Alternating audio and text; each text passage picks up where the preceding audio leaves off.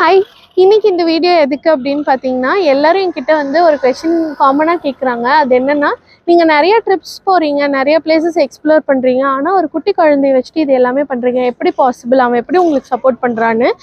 என்னோட ஹேபிட் என்னென்னா, சின்ன வயசுலேருந்தே அவனுக்கு ஹாஸ்பிட்டல் அப்பாயின்மெண்ட்ஸ் போனாலும் சரி, எங்கள் வெயிட்டிங் டைமில் நம்ம போய் இருக்கும்போதும் சரி, என் பேக்லேயாகட்டும் அவரோட பேக்லேயாகட்டும் எப்பயுமே நாங்கள் வந்து அவனுக்கு பிடிச்சது கார்ஸ் தான்.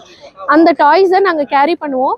ஸோ இந்த மாதிரி நாங்கள் வெளியே வரப்போ பாருங்கள், அவன் கையில் வந்து அவனுக்கு பிடிச்ச ஏதோ ஒரு கார் அவன் என்ன கேட்குறானோ அதை நாங்கள் பேக் பண்ணிட்டு வந்துடுவோம். அவன் பாட்டுக்கு அவனோட உலகத்தில் விளையாடிட்டு ஜாலியாக இருப்பான். நாங்கள் என்ன பண்ணுவோன்னா, அவன் விளையாடும் போது எங்கள் வேலையை நாங்கள் பார்ப்போம். ஸோ அவனால் எங்களுக்கும் டிஸ்டர்பன்ஸ் இல்லை, எங்களால் அவனுக்கும் டிஸ்டர்பன்ஸ் இல்லை. வெயிட்டிங் பீரியடை ரொம்ப அழகாக நாங்கள் கடந்து வந்துடுவோம்.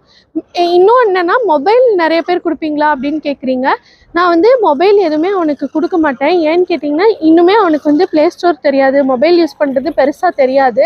எனக்கு இன்னொரு 2 இயர்ஸ், ஒரு 7 இயர்ஸ் 8 இயர்ஸ் வரைக்கும் அவனுக்கு மொபைல் முடிஞ்ச வரைக்கும் அவாய்ட் பண்ணணும்னு நான் நினைக்கிறேன். அதனால் அவன் இருக்கிற டாய்ஸ் எல்லாத்தையும் எக்ஸ்ப்ளோர் பண்ணட்டும்னு இருக்கேன். அவன் விரும்புறது காராக மட்டும்தான் இருக்குது. ஸோ அதனால் அவன்கிட்ட நிறைய கார் கலெக்ஷன்ஸ் இருக்குது. அதை பற்றின ஒரு லாங் வீடியோ போடுறேன்.